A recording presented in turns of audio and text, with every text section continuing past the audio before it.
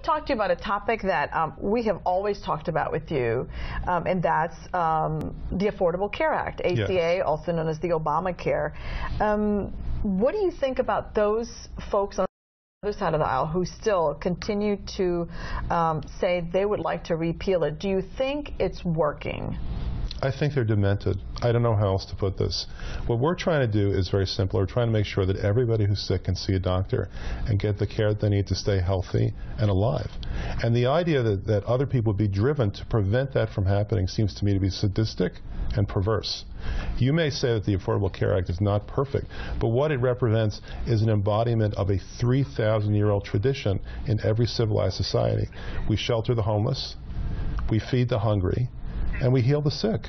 Let me ask you this, though, Congressman. Does it need to be amended? And I only present that to you because we had a story here on News 13 where we talked about, in our health headlines, we call it, new government forecast says nation's short period of relief from health care inflation is almost over. In fact, projections from nonpartisan experts with the Department of Health and Human Services say the pace of health care spending will pick up again in 2015. That's next year. Anyways, we go break it down.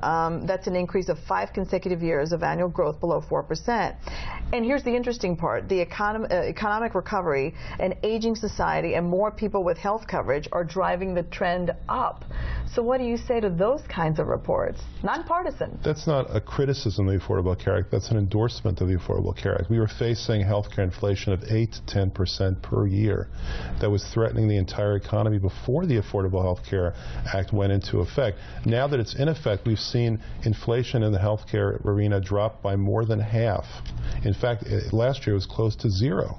So and that means that we're getting more health care for less money, and we haven't been able to accomplish that since the 60s. So you stick now with people are saying, well, maybe that won't continue. Well, maybe it will. And in fact, if we have higher health expenses because people are living longer and they're healthier, isn't that a good thing? A bad thing? You're staying true to your comments that you did over a year ago here, so I wanted to see if you change your stand. One last question. My stand is simple. I want sick people to be able to see a doctor even if they're poor. Yeah, but even if they're old. But there are some people who've been dropped from it, who some of the criteria that had first been set out has somewhat changed. Let me ask you this. We only have 30 seconds or less. You're running for re-election. I've got to ask, you've got a team of people working for you, but do you come up with some of the headlines? We get your emails on the subject line when you're asking people to donate $5, $10, $15.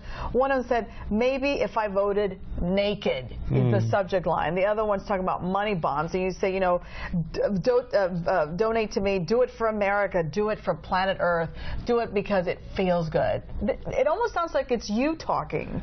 Ebeth, don't worry, I'm not going to vote naked.